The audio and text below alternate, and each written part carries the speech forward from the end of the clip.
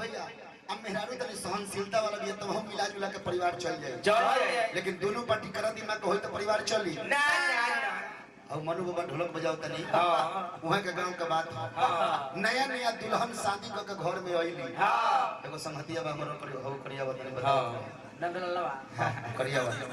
ये बाबू नई नवेली दुल्हन घर में बियाह करके आईली आ सास रहली करा दिमाग के और सोचली मन में कि अपन हुकुम चलावे के चाहिए और बहू से कहली कि ओए बहू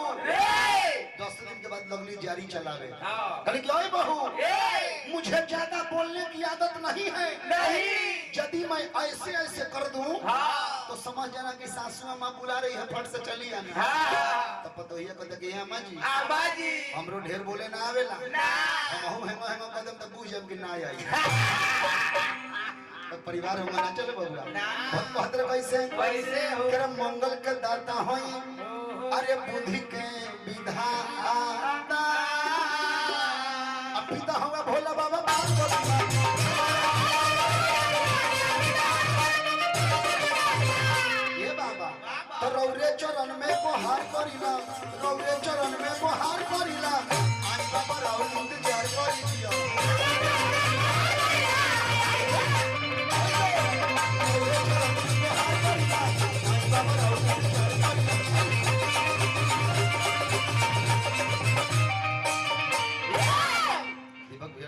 से आगे बनी सकरा है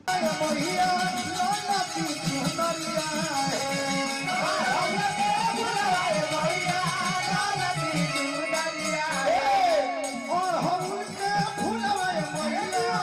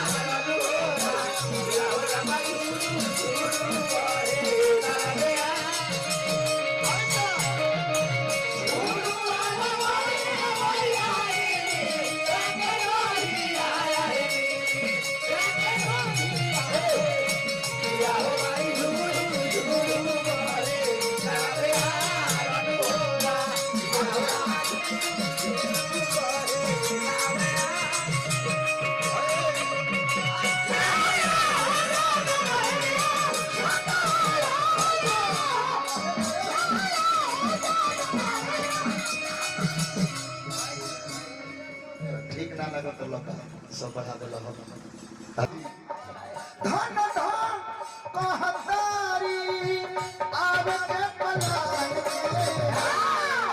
अरे खुशबारी जान की पाके होनो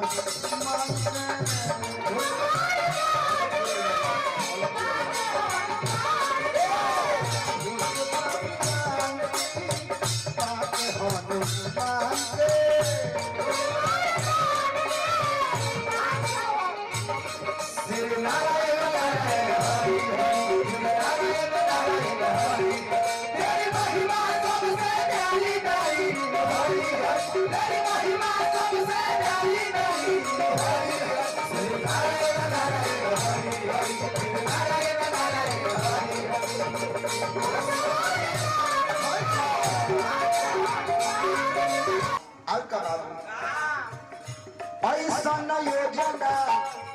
राम जी बनवले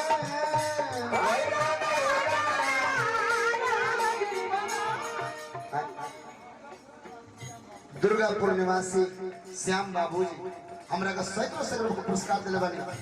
वीर बजरंग बली के भजन पर ए बाबू ऐसा न योजना राम जी बनवले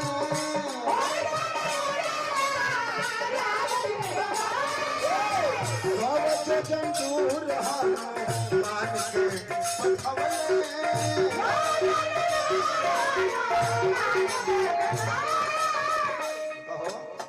क्या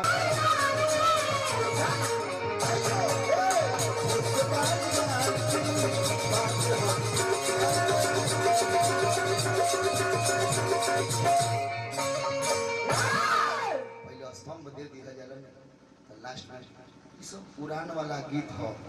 ना जी होली फगुआ हो झकझोर के लास्ट में बिक दिहल जाई शुरू में हफावल लेके सके जरूरी ना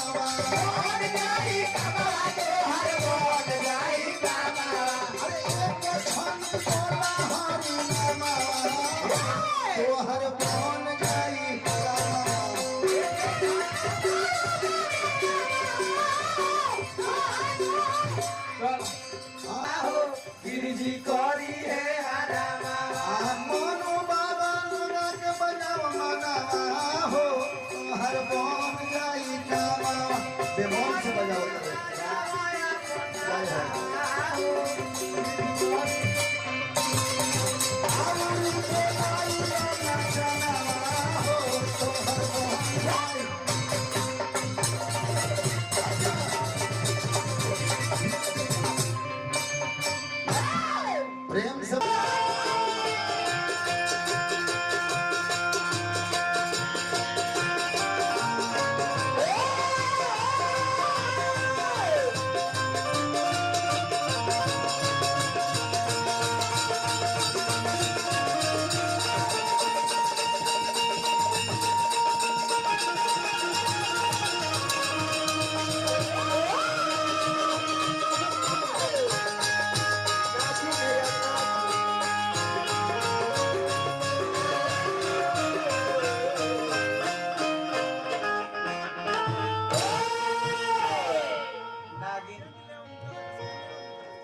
के बेस उठा लो चलिए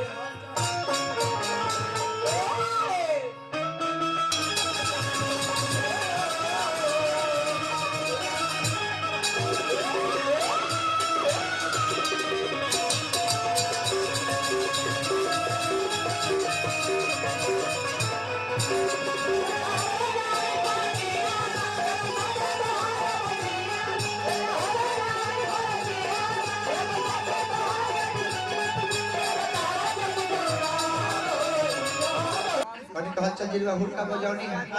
हम हुरका ना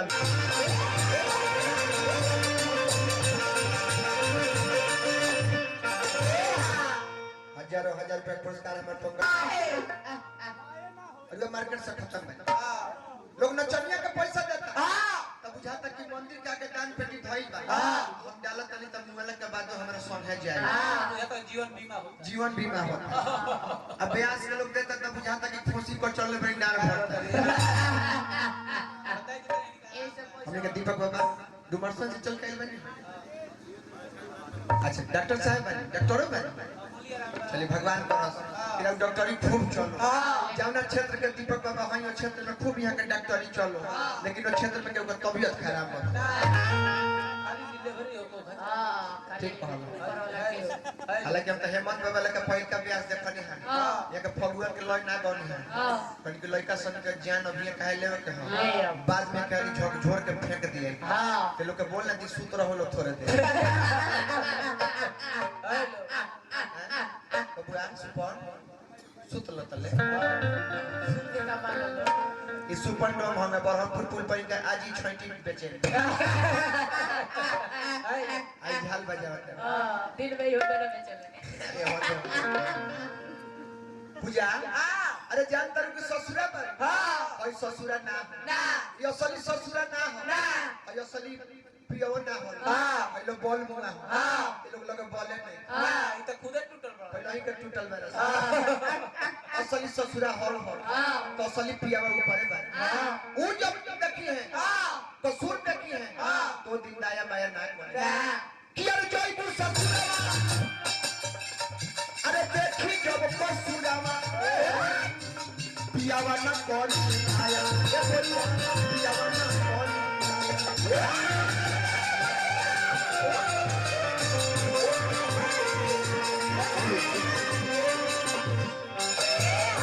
जब पियावा दया ना करी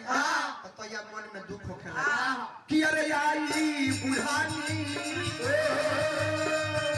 अरे होई जलानी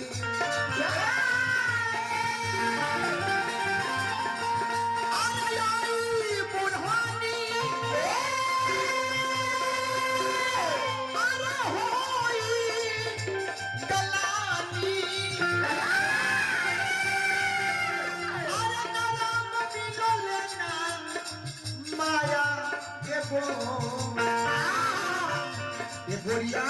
माया में फसल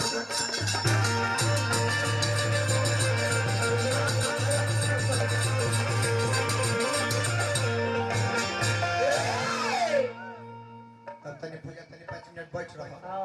तनी कथा प्रसंग करके शुरू हां पहले का भइले कल की मामा मिठाई ले फोफी ले चल दुकान में ले गई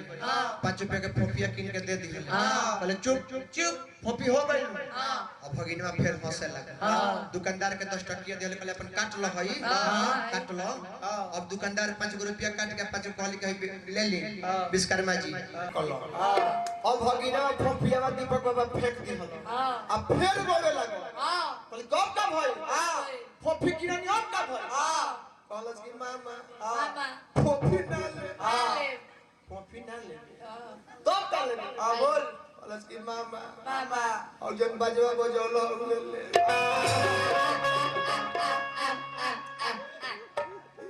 इसलिए बे ना मन में तना मामा बहुत निमन बजौलो ये ले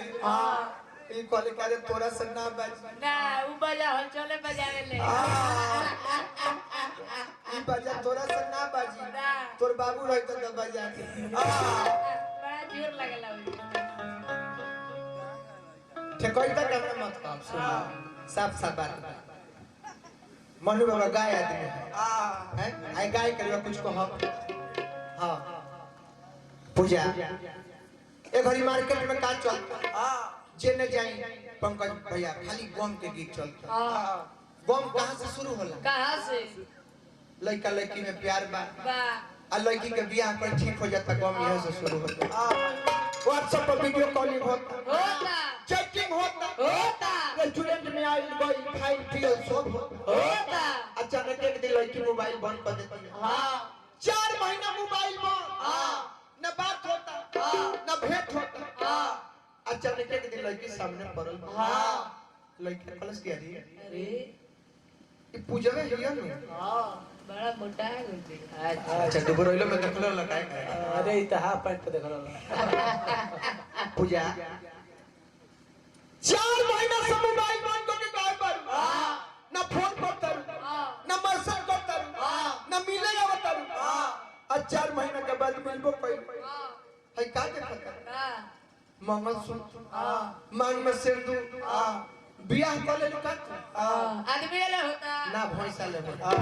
अबे बोका के दे अच्छा ते बोका चुप अब तई होय कहता कि आदमी ले होता अरे काय ज्यादा कर दे तो जान जेबे बियाह कर ले जा पूजा हां कि अरे जा जान खुश रही हा अरे हम के भुला के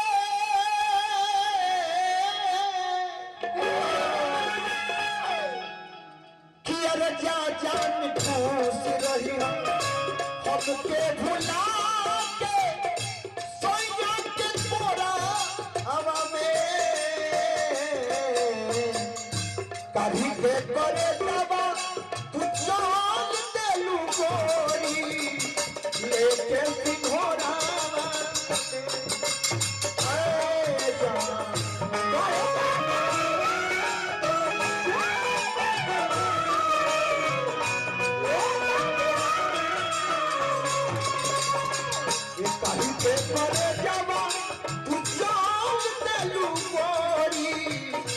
लेके सिंघोरा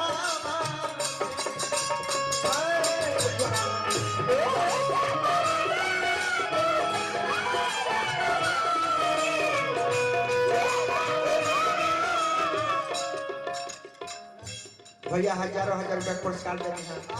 लेकिन ये भैया जीजा जी पैसा दे हमार प्यार भागल जाता अरे मजाक धइले आई पैसा दे करवा कहा करती पैसा दे दी जब भी हमारे जीवन में रहबे ना कर तो हम जियब ना आ जब जियब ना तो पैसा लेके हम का करब अरे ले ला मोहब्बत पतल तल किने के पड़ी हां बुढ़िया उनिया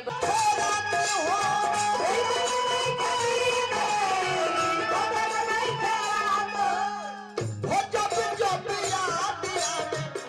कोई तो हर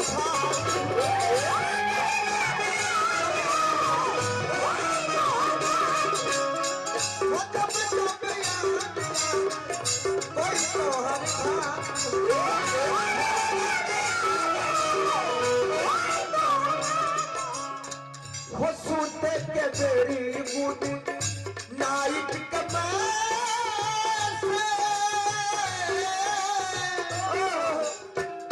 सूते के बेरी बुद नाइट मॉर्निंग भोरा में कहीं के करे जवा तू जान देलू गोरी लेके सिंघोरा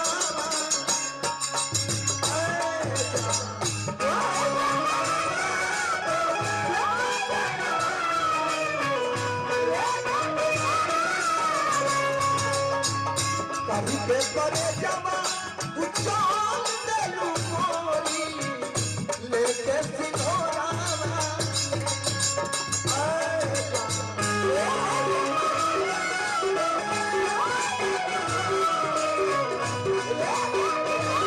हजारों हजार रुपया पुरस्कार भैया हम लोग दिले बने हमारे नचनिया पूजा के दिहनी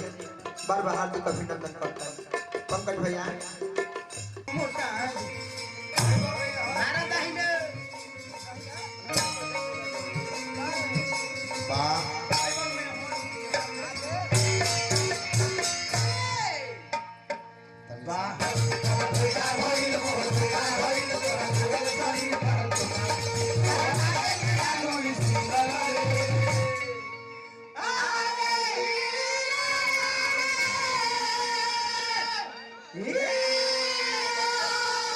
अरे क्या हुआ बच्चा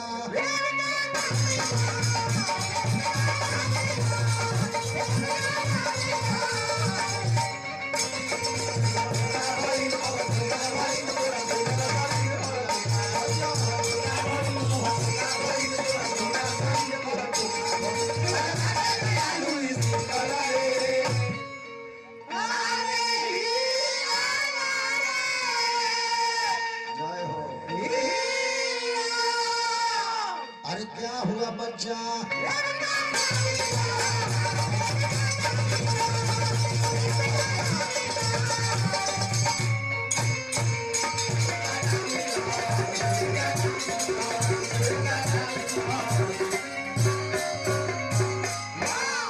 वाह, बहुत सुंदर कलाकार। बैठ जाए।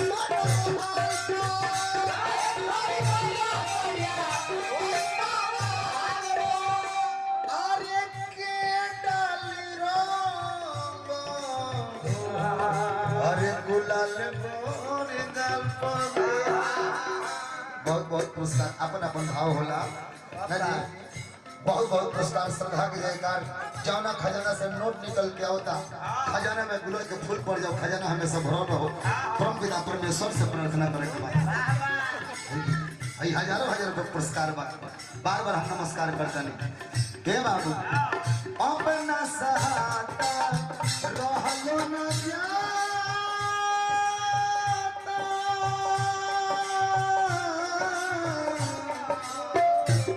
अपना सहाता रहलो न जाता, अगल चोलिया में जग परदेसना भूला बनता है, आज राज होली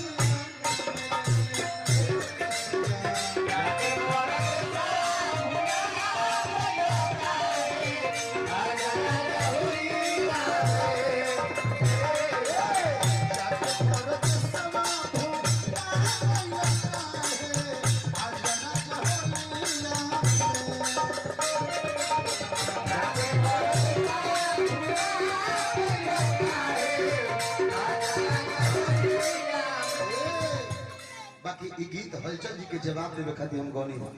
बाकी अब हम एगो नया एगो हमने के मर्द नहीं जा तो ओकर प्रयास रहो करब जवाब देवे के ना जी।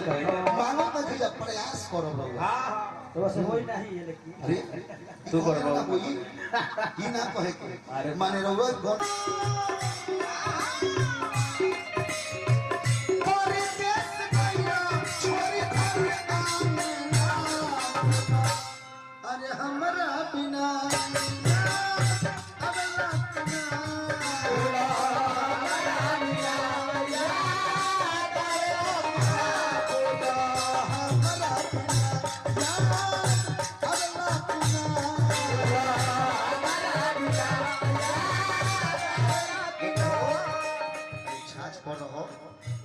रिकॉर्डिंग वाला हो हे बाबू कहे के बा कैसे हो सैया परदेस गइया छोरी घर आंगना, हमरा बिना अगला बिना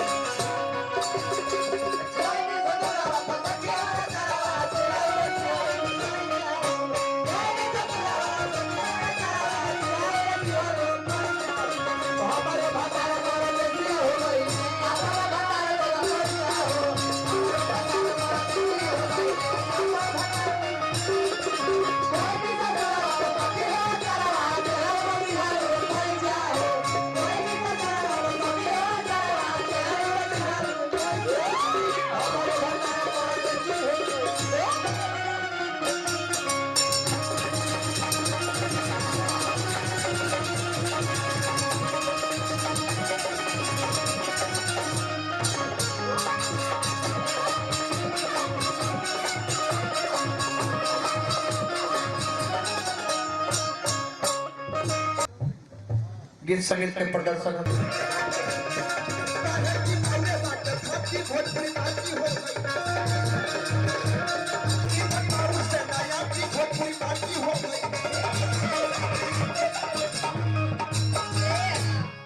भोजपुरी जगत में एगो गाँव निहारे बारे 60 बरिस के हो गईले हमनियो संगे गावेले त बुझाले कि लइके बारे आज ले उनका गीत गनई कमजोर ना पड़ कि गीत भोजपुरी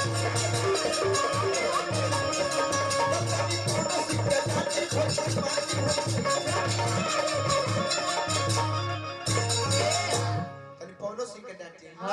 वो गीत गौले की चोलिए में अटकल पारा ये तुलसी बाबा ने खन लिखले रे ई बावरे न हैं और ही लोग बबुआ कि नया पर एगो जन्म लिहल पर तू मन पर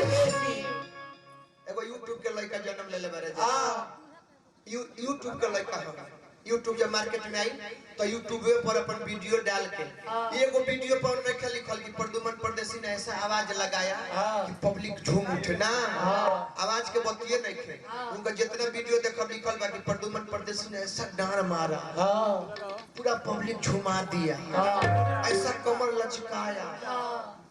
आवाज के नहीं लिखल गायकी के नहीं लिखल कैसा पूर्वी गाया ना ऐसा डांड मारा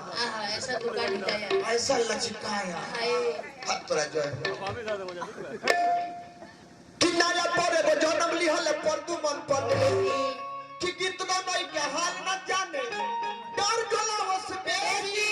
त लागे खुलल नाच के पार्टी भोजपुरी लागे खुलल नाच के पार्टी भोजपुरी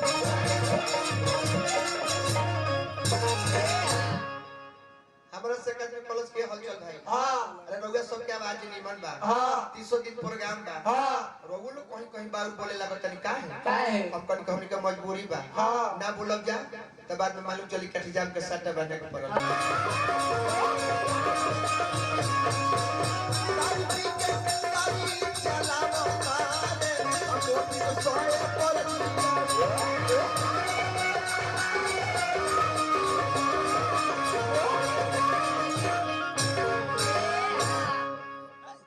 दू जने ने अभी चमकर हो तले पता है वो पर चल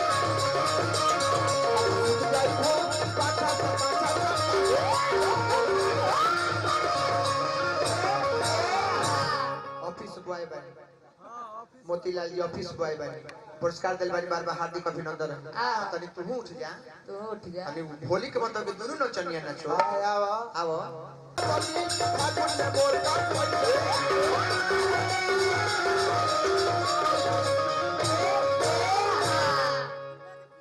अब बताई भक्त तू कैसन बा बजरंगे बली से कहता कि फागुन में मोर का कैसे चले बजरंग बली ओकरा से कह के यात्रा दिन से हमार कैसे चलते तोरा से कहनी है तो बतियाई बजरंग बली से ते पर हमरो मन ना मानल हमहु गावनी ये पर हम बाबा यार पर हम बाबा आ फागुन में मन भइल बोर हम बाबा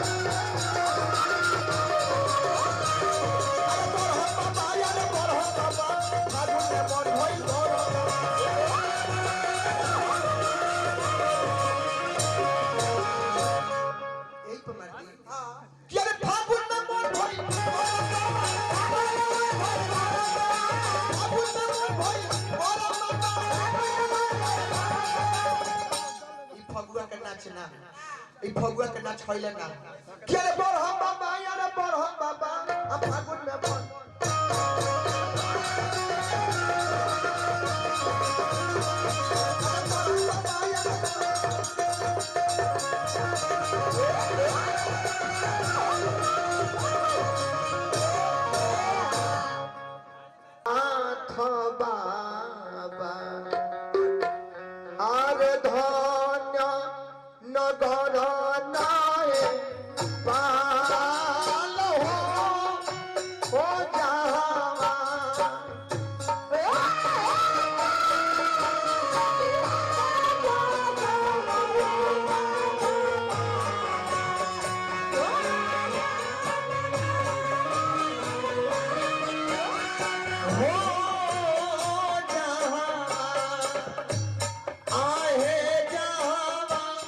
Vida पशुपतिनाथ बाबा धन नगर नए पाल हो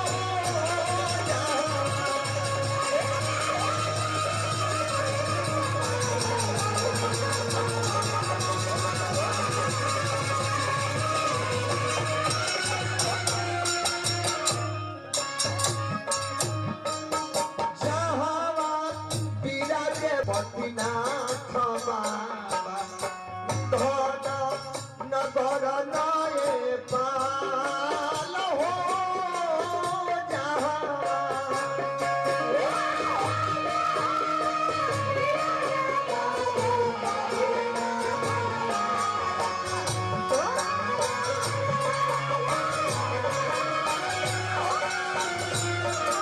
आहे जहाँ पशुपतिनाथ बाबा धन नगर नए पाल हो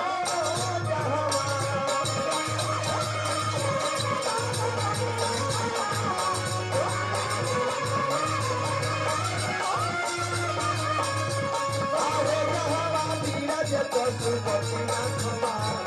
धन नगर नए पाल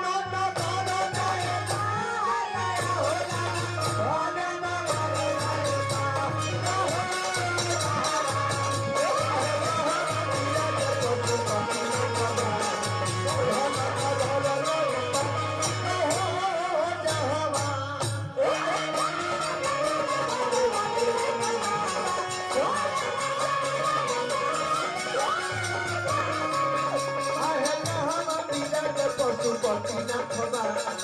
धन नगर नए पाल धन नगर नए पाल हो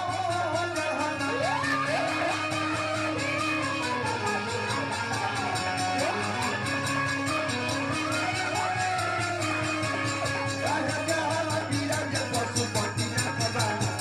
धन नगर नए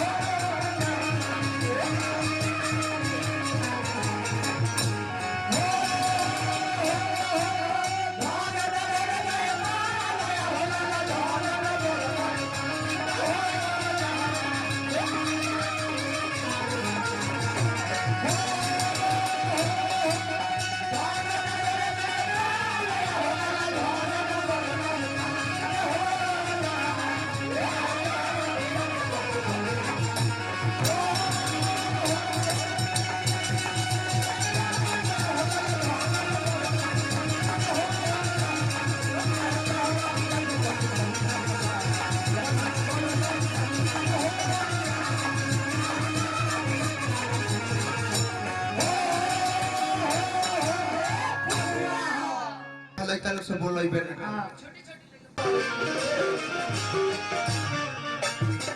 हमारे दीपक बाबा पुरस्कार दिले बानी गौतम बाबा दीपबंधु बाबा अब जब परिचय हो गए तो नंबर दे दे को ले ले ऐसे का होई साल में वो हम परोज कराइले अपना द्वार पर वो सबके मालूम है हम अपना मम्मी के पूरी तिथि मनाइले आ ओमे के वो सब कलाकार ने के जिन्ना आया एकदम ऊपर से लेके नीचे तक तो हम चाहो कि 7 जुलाई को पूरी तिथि होला तो नंबर है तो सब के तनी याद डाल दे तनी हमरो घर सब आई ये महफिल लागे हम कजो भैया के कहत के 1-2 दिन के छुट्टी रौरो मारे के पड़ी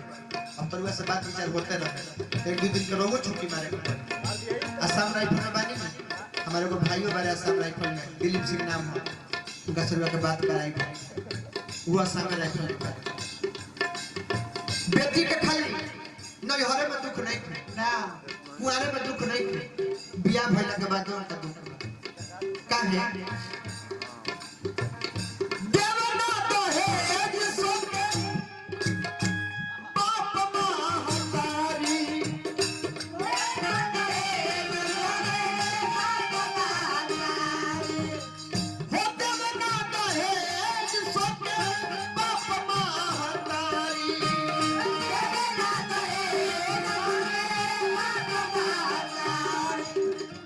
हजारों हजार में पुरस्कार पंकज भैया दिले बनी बार बार स्वागत करो देवे ना कहे सके बाप महतारी ससुरा में जाके बेटी दुख सहे भारी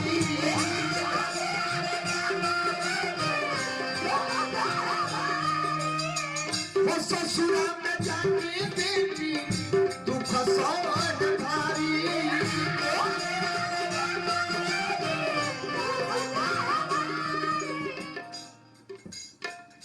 और दिया में जियाते जरावल जाली बेटी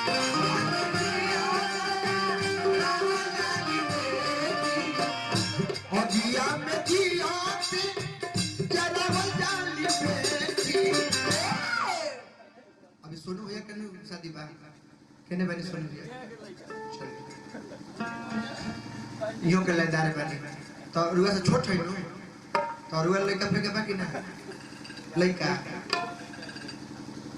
बहुत सुंदर हम तो कहले कि लड़की जकरा नहीं खे भैया लोग कहला ना होला कि हम सार हैं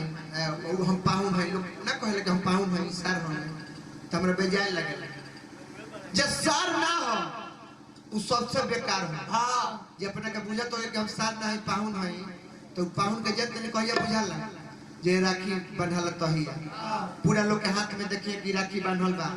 हमरा हाथ में नहीं के बहिन नहीं के वो दिन पाहुन के बुझाले न कि हमरा ले बड़ सारे धरती पर के बा तो सुनो भैया ई कोनो गलत बात और दिया में जिया के जरावल जाली बेटी एकरा बाद एगो सुनो भैया के गीत हम गा दे मान लिया तो तिलक में कल रह जाए ना बारातों में ना रह जाए तो सोनू भैया भौजी के नाम पर गीत गा दिया कि अरे बोरे से पहिले गुतावल जान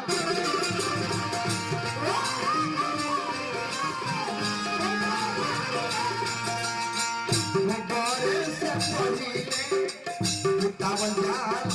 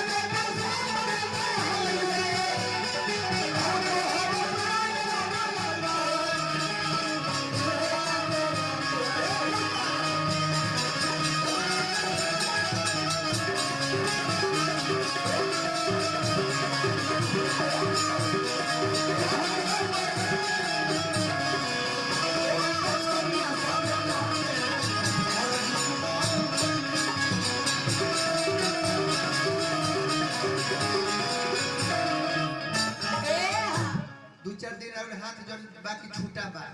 ना तो भौजाइया जी हटवा देखो पैसा रुपया अपना मन से ना देवे हां पूछे उनका संदेश लेके देवे के पड़ी ताजे भरजन बात तो मोटहन माल जन हो के तनी दे देला काम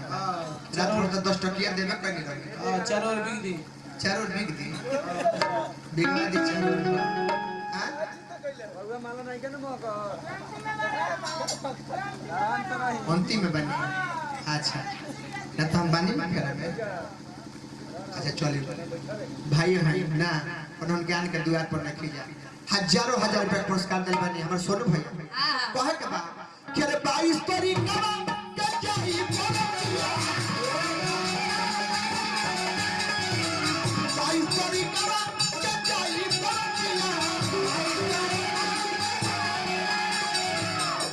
कौन गावे जीगा ना कि जगमग करी जीगा ना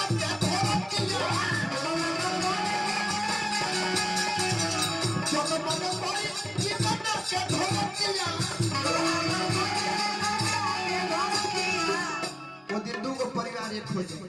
ये नु कहे के बाद दीपक बाबा प्रेम बादल रहे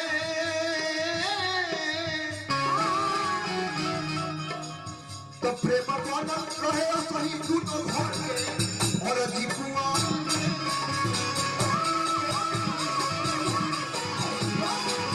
प्रभु जी खुश रखो कन्या संगे